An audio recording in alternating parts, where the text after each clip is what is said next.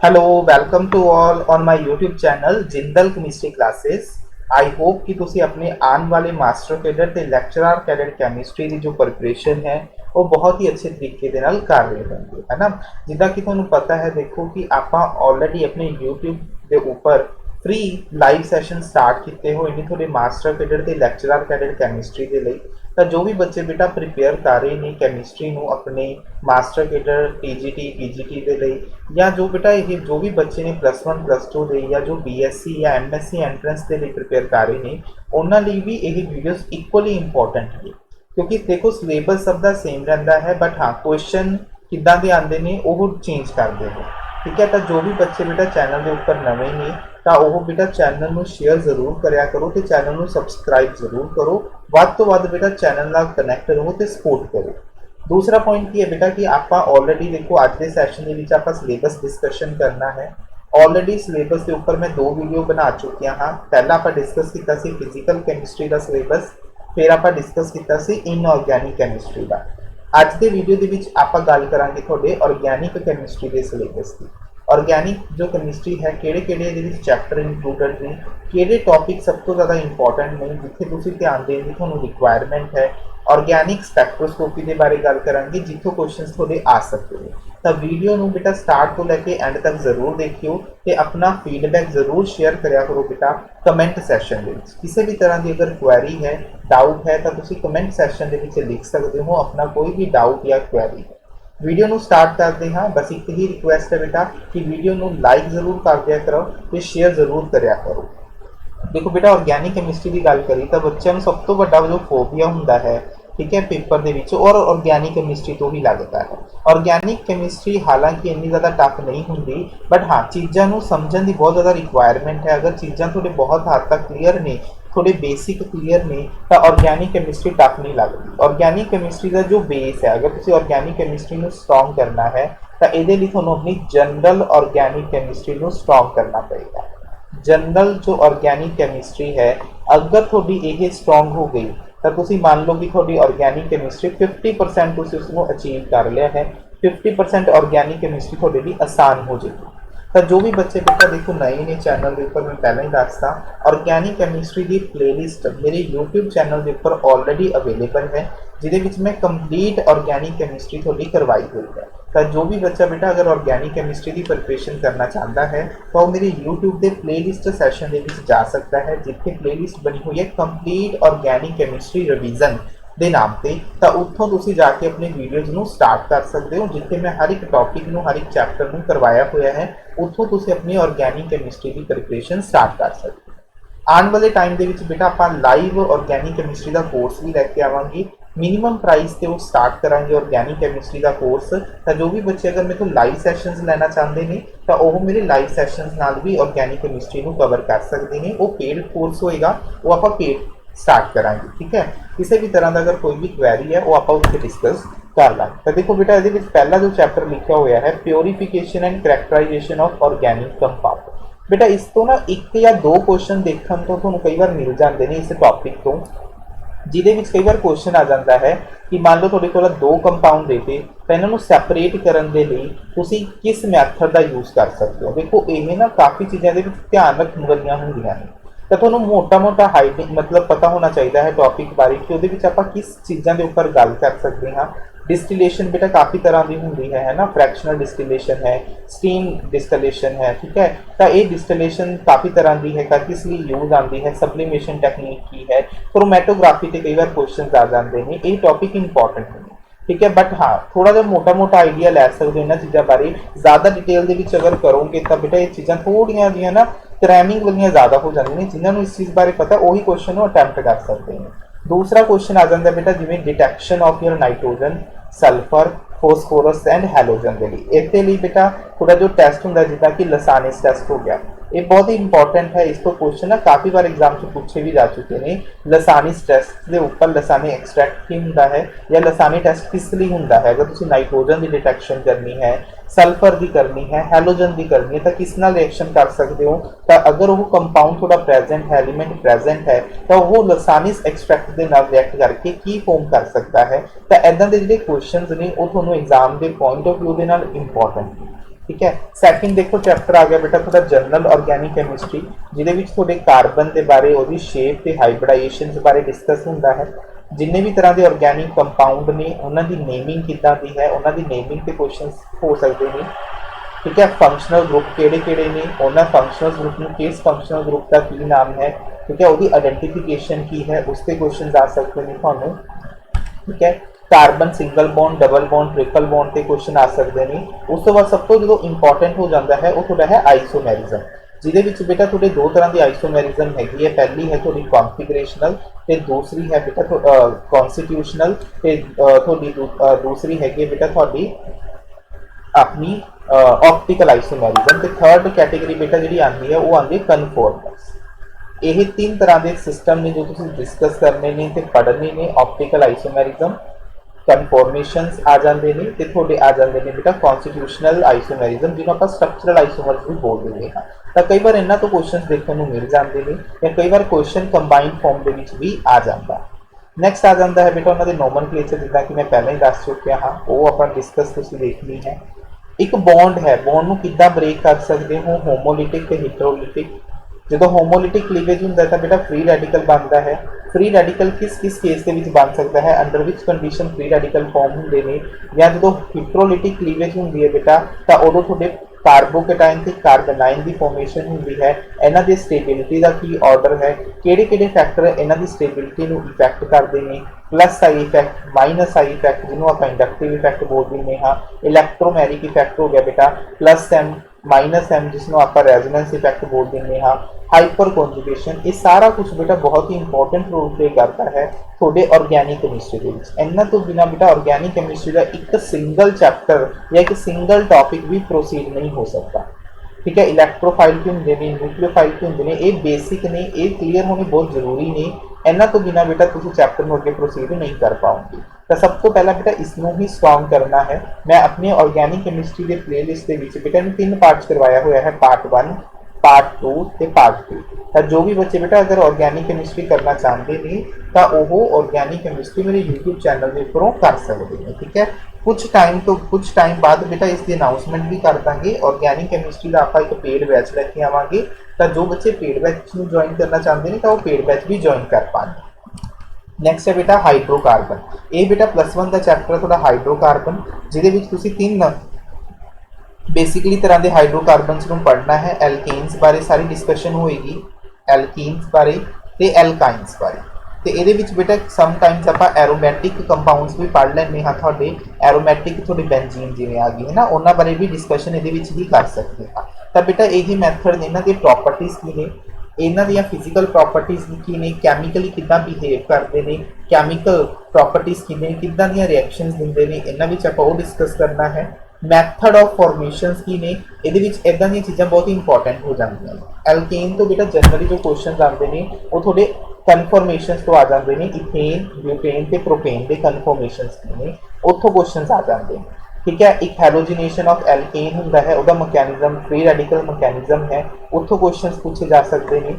जो एल्कीन है बेटा वो एल्कीन की जो मेन रिएक्शंस ने, एल्कीन किदां दी रिएक्शंस दिंदे ने तुहाडियां, इलैक्ट्रोफिलिक एडिशन रिएक्शन। तो जिन्नियां भी रिएक्शंस इत्थे लिखियां होईयां ने ये सारियां इलैक्ट्रोफिलिक एडिशन रिएक्शंस ने जो तुहानूं एल्कीन दिंदियां ने। अगर मान लो एल्कीन सिमेट्रिकल है तो वो कोई दिक्कत नहीं आती, बट अगर एल्कीन थोड़ी अनसिमेट्रिकल है तो जो थोड़ा रिएजेंट है वो किद्दां तुसीं उहदे उपर ऐड करोगे, एडिशन इस कार्बन से होएगा या इस कार्बन से होएगा, ये तुसीं डिपेंड करता है कि थोड़े रिएजेंट किद्दां दे दिते ने। इस दे लई तुसीं 2 रूल पढ़ते हो, एक पढ़ते हो मार्कोनी ऑफ रूल ते दूसरा पढ़ते हो बेटा एंटी मार्कोनी ऑफ रूल।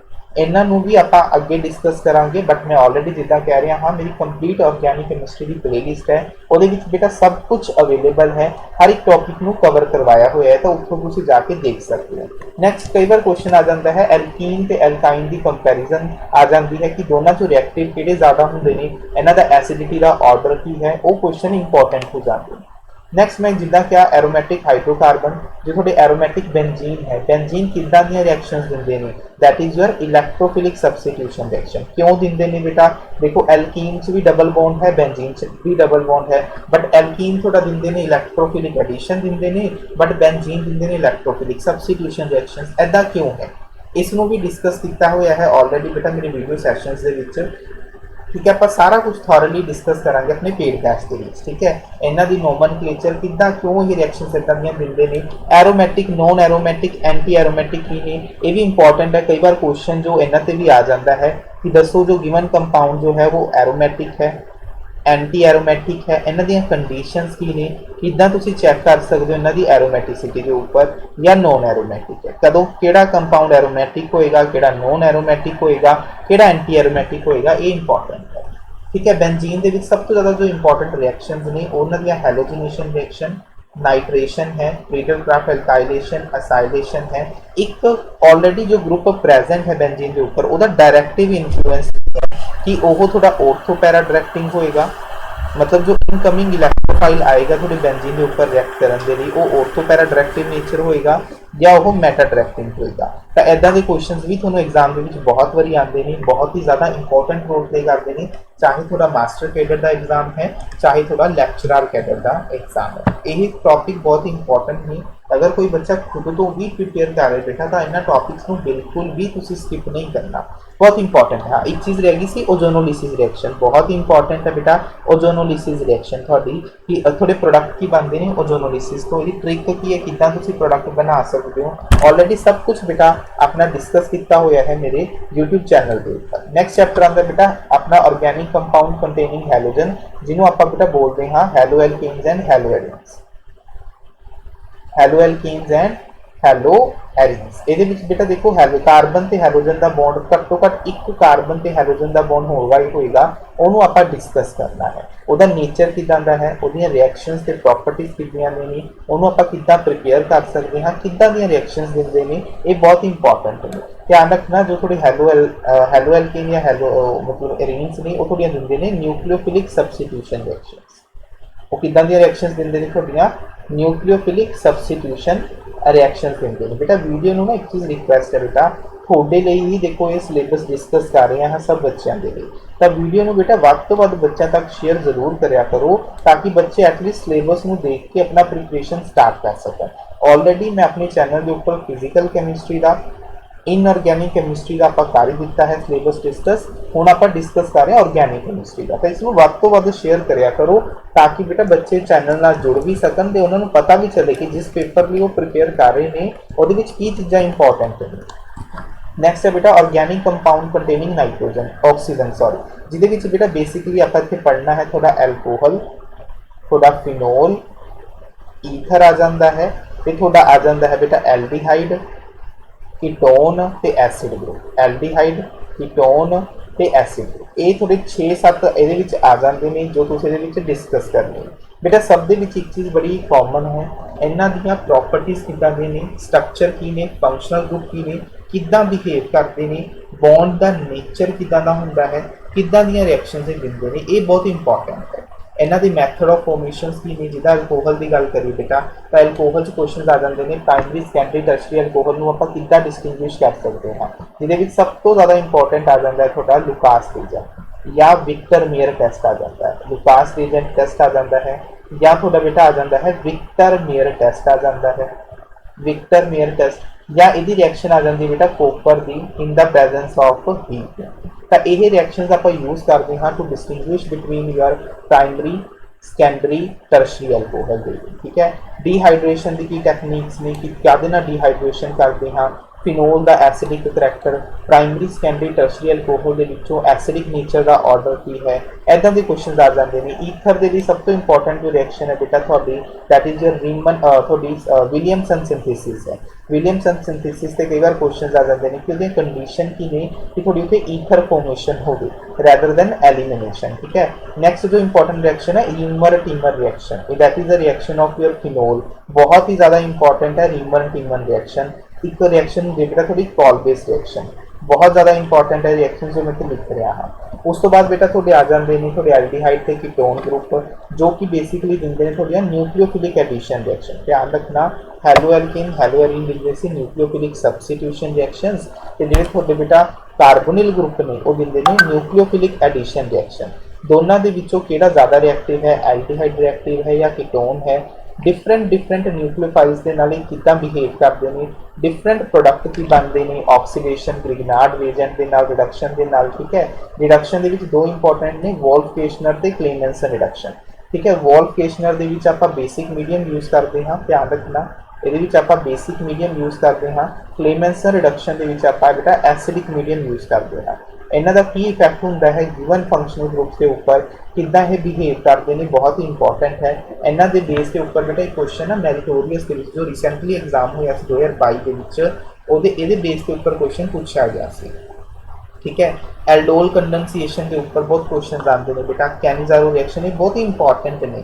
ठीक है, हैलोफॉर्म रिएक्शंस होगी थोड़ी बेटा ये ना सिलेबस के रिएक्शन कुछ मैंशन भी नहीं करते, पर उन्होंने भी क्वेश्चन कई बार आ जाते हैं, जिवें थोड़ी बेंजोइन कंडेंसेशन है। ठीक है, इन्होंने भी कई बार क्वेश्चन पूछे जाते हैं, आ जाते हैं क्वेश्चन बेटा, क्योंकि सिलेबस का ही पार्ट है। ठीक है, थोड़ी कार्बोनिल कंपाउंड की भी रिएक्शंस ने, इन्हों से क्वेश्चन आ जाते हैं। ठीक है, कार्बोक्सिलिक एसिड के बेसिकली एक रिएक्शन बहुत ही इंपॉर्टेंट है, उन्होंने आप बोलते हैं HVZ रिएक्शन, हेल-वोल्हार्ड ज़ेलेंस्की रिएक्शन, बहुत ही इंपॉर्टेंट है रिएक्शन कार्बोक्सिलिक एसिड की। ठीक है, एसिडिक स्ट्रेंथ को कंपेयर करना, डिफरेंट जो थोड़े एसिड ग्रुप ने कार्बोक्सिलिक एसिड वो डिफरेंट ग्रुप्स अटैच ने, तो वो एसिडिटी को कितना इफैक्ट करते हैं, किहड़े फैक्टर्स इफैक्ट करते हैं, इदा के क्वेश्चन थोड़े ऑर्गैनिक कैमिस्ट्री चो आते हैं। ध्यान रखना नेमिंग रिएक्शंस इंपॉर्टेंट हो जाती हैं, बट सब तो पहला उनका काम समझना बहुत जरूरी है कि पर्टिकुलर रेजेंट या जो सबस्ट्रेट है वो कितना का बिहेव कर रहा है, नेचर की है। जब तक तुम बेसिक नेचर नहीं स्टडी करोगे तब तक उस बंदे ने, देखो एक नॉर्मल जी गल है बेटा कि आप अगर अपने कॉमन लाइफ के नाल भी देखिए तो आप उस परसन के नाल फ्रेंडशिप कर पाने जिसका अपनी नेचर समझ जाए, जिसका नेचर आप समझ लवेंगे वो भूलना मिलना आसान हो जाएगा ना। तो किसी भी चीज़ को सब तो पहला समझने के लिए वो बेसिक नेचर को समझना बहुत जरूरी है कि बंदा किदा का है, किदा वो रिएक्ट करता है, की प्रॉपर्टीज़ ने, वो स्पैसिफिसिटीज़ की ने, ताही आप उन्होंने उपर रिएक्शंस करवा सकते हैं, वो कितना कैमिकली बिहेव करेगा ताही आप दस सकते हैं। उस तो बाद बेटा आ जाता है ऑर्गैनिक कंपाउंड कंटेनिंग नाइट्रोजन, जिहदे बेटा ये नाइट्रो ग्रुप ते अमीन्स को स्टडी करना है, नाइट्रो ग्रुप्स ते अमीन्स को स्टडी करना है बेटा। अमीन्स के बेटा थोड़ा बेंजीन थोड़ा ये डाइजोनियम सॉल्ट आ जाता है। नाइट्रो कंपाउंड भी बेटा थोड़े डिस्टिंक्शन आ जाते हैं, बहुत इंपॉर्टेंट है ये चीज़ थोड़ी है ना, जिहदे थोड़ा बेटा हाइंजनबर्ग टेस्ट आ जाता है थोड़ा है ना, ये इंपॉर्टेंट है। हाइजनबर्ग टेस्ट आ जाता है, हिंसबर्ग टेस्ट आ जाता है। एक तो टेस्ट होर भी सी मेरे माइंड चो नाम स्किप हो गए हैं, जिहदे आप बेंजीन सल्फोनिल क्लोराइड यूज़ करते हैं बेटा इन्हों के डिस्टिंक्शन के लिए। ठीक है, प्राइमरी सैकेंडरी अमीन्स को आप कितना देखते हाँ है ना, ये इन्होंने टेस्ट के बेस के उपर बहुत सारे क्वेश्चन थोड़ा एग्जाम के पूछे गए हैं, तो इन्हों ध्यान च रखना है। इन्हों की फॉर्मेशन की है, एक क्वेश्चन बेटा थोड़ा कार्बोमीन टेस्ट पे आ जाता है, ये कार्बोमीन टेस्ट है, हॉफमैन मस्टर्ड ऑयल टेस्ट है, बहुत चीज़ा ने बेटा देखो है ना कि जिन्हें चलो मैं ध्यान च आ रही ने मैं नाल दस रहा हाँ। तो इदा ही बहुत सारिया बेटा देखो सिलेबस क्लीयरली एक रिएक्शन मैंशन नहीं करते, ये तो जो तुम अगे गो थ्रू जाते हो बेटा फिर ही तुम्हें समझ आदियाँ ने, तो ये जरूरी भी ने, तो इन्हों पढ़ना बहुत जरूरी है। इस करके एक पॉइंट दसने जिन्ना कि मैंने ध्यान च आ रहा नाल, तो इन्होंने पॉइंट्स को बेटा नोट जरूर कर दो सारिया ने, ताकि थोड़ी दिक्कत ना आए बेटा ये, बहुत ही इंपॉर्टेंट ने ये चीज़ा। तो वीडियो में शेयर जरूर कर दिया करो बेटा, तो लाइक जरूर कर दिया करो।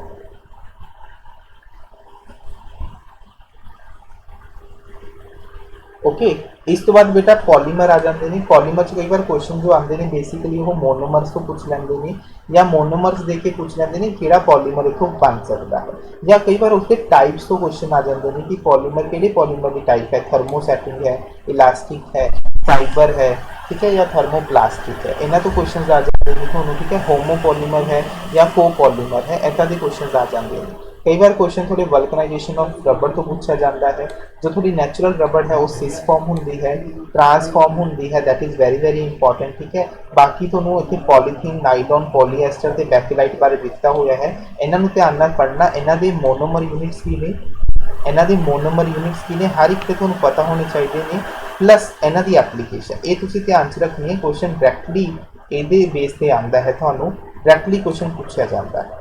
ठीक है, ये चीज़ का ध्यान रखना। नेक्स्ट बायोमोलिक्यूल मैडिकल वाले स्टूडेंट्स ज़्यादा बेहतर समझते नहीं, बहुत ही इंपॉर्टेंट चैप्टर है, तो मेरा भी फेवरेट चैप्टर है बायोमोलिक्यूल्स है ना। ये सब तो पहला जो क्वेश्चन आते हैं कार्बोहाइड्रेट्स के उपर, ये आप मोनोसैक्रिहाइड्स ते थोड़े डाईसैक्रिहाइड ओलिगो है ना या पॉलीसैक्रिहाइड्स को पढ़ते हाँ, जिन्होंने सब तो ज़्यादा इंपॉर्टेंट जो स्ट्रक्चर्स ने या क्वेश्चन ने वो ग्लूकोज स्ट्रक्चर रिएक्शंस किदा बिहेव करता है, ग्लूकोज हो गया, फ्रक्टोज हो गया बेटा, इन्हों के open chain structure cyclic structure important है। अगर मैं डाई सैक्रिहाइड की गल करा उन्होंने बेटा थोड़ा माल्टोज आ गया, लैक्टोज आ गया, ठीक, लैक्टोज आ गया तो सुक्रोज आ गया बेटा। इन्हों के स्ट्रक्चर्स किदा की लिंकेज प्रेजेंट होंगी है, दो जो शुगर मॉलिक्यूल्स आपस के कंबाइन करते हैं बेटा, तो वह किदा करते हैं, रिड्यूसिंग किहड़ा है, नॉन रिड्यूसिंग किहड़ा है, दोनों के विचों तिन्हों के विचों है ना, इदां के क्वेश्चन इन्हों के विचों पूछे जाते हैं। सैलूलोज, ठीक है, ग्लाइकोजन, स्टार्च, इन्हों तो क्वेश्चन आ जाते हैं, तो इन्हों पढ़ना है तुसीं। फिर अगर आप प्रोटीन की गल करिए बेटा, स्ट्रक्चर बेस्ड क्वेश्चन आ जाते हैं प्राइमरी सैकेंडरी टर्शरी क्वाटनरी के बेस के उपर, ठीक है।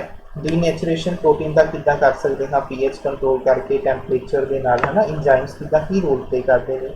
विटामिन के उपर क्वेश्चन विटामिन ए के नाल की हो जाता है, कितों कितों मिलता है, इन्हों के फंक्शनस की ने, क्लासीफिकेशनस की ने, vitamin A B C D है ना, तो इन्होंने होने वाली की डिसीजेज ने, इन्हों की डेफिशिएंसी नाल ये जरूर पढ़ना है।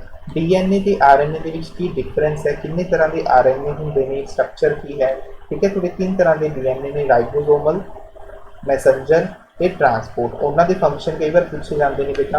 डीएनए का स्ट्रक्चर बहुत ज़्यादा इंपॉर्टेंट है कि डीएनए के जो एक फ्रैगमेंट दूसरी फ्रैगमेंट जो थोड़ी यूनिट बनी हुई है ना, थोड़ी न्यूक्लियोटाइड है ना, तो वह कंबाइन किस दे नाल होई है ना, लिंकेज किदा दा है 3-5 है ना, फोस्फोडाइएस्टर लिंकेज होंदा है तुहाडा। इदां दे क्वेश्चन तुहानूं एग्जाम के पॉइंट ऑफ व्यू दे नाल बहुत इंपॉर्टेंट है। फिजिकल जो केमिस्ट्री है बेटा, देखो ये चैप्टर तो मैं कहना हाँ कि बच्चे स्किप ही कर दो, काफ़ी क्रैमिंग वाला चैप्टर है। हाँ, एक चीज़ का ध्यान रखना, बस एक आर्टिफिशियल स्वीटनिंग एजेंट ये जरूर पढ़ लियो, इन्हों के नाम ये इन्हों चो कई बार क्वेश्चन आ जाता है। बाकी तो देखो डट्टा वाला सिस्टम है, क्रैमिंग है, जिन्होंने पता होगी कि एंटी फर्टिलिटी ड्रग्स यूज होता है, दिस इज एनर्जेसिक है, एंटीबायोटिक है, एंटी थोड़ा एंटीसेप्टिक है, एंटा एसिड है, ट्रैंक्विलाइजर है, तो वही बेटा कर सकता है, ठीक है। बाकी रेजेंट्स वगैरह तो सारी केमिस्ट्री के बेटा कवर हो ही जाते हैं। जो ये क्वेश्चंस ने बेटा chemoselectivity, regioselectivity, stereoselectivity, enantioselectivity, protective group, इदां के क्वेश्चन ना बस एक या दो ये थोड़े लैक्चरर कैडर चाहते हैं। मास्टर कैडर के जो आने चांसिस है ना बहुत घट होंगे, मास्टर कैडर सिंपल क्वेश्चन आते हैं। इस तो बाद अगर गल करिए थोड़ी स्पैक्ट्रोस्कोपी की बेटा, ये बेसिकली तीन तरह की स्पैक्ट्रोस्कोपी में डील करना है।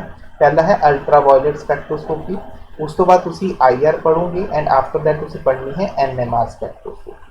तीनों स्पैक्ट्रोस्कोपी के की रूल्स ने, ठीक है, कदों इन्हों अप्लाई कर सकते हो, किस रीजन के फॉल करते हैं, इन्हों दी जो वैल्यूज ने वो तुसीं ध्यान च रखनिया ने, ठीक है। इन्ना बहुत ही ज़्यादा इंपॉर्टेंट है बेटा, किन्ने सिग्नल्स आएंगे थोड़े IR के UV के या NMR के है ना, शार्प सिग्नल किन्ने आएंगे, तो ठीक है, या स्प्लिटिंग होकर किन्ने सिग्नल आएंगे, जिन्होंं आप डबलेट ट्रिपलेट बोल देंगे हाँ, इदां के क्वेश्चन थोड़ा एग्जाम देखने को मिल जाते हैं, ठीक है। कई बार क्वेश्चन आ जाता है कि आ क्वेश्चन देता है, ये दसो किन्ने थोड़ा पीक्स देखने को मिलेंगे NMR के या IR के, थोड़ा डाटा दे दिता कि तो है कि थोड़े को IR बैंड्स आ रहे हैं, तो आइडेंटिफाई करो कि फंक्शनल ग्रुप वो प्रेजेंट हो सकता है, तो वो उन्होंने IR बैंड्स तो ही रिकगनाइज कर सकते हो कि कि डिफरेंट बैंड्स थोड़ा गिवन ने, तो उसके अकॉर्डिंग ही स्ट्रक्चर दस पाओगे।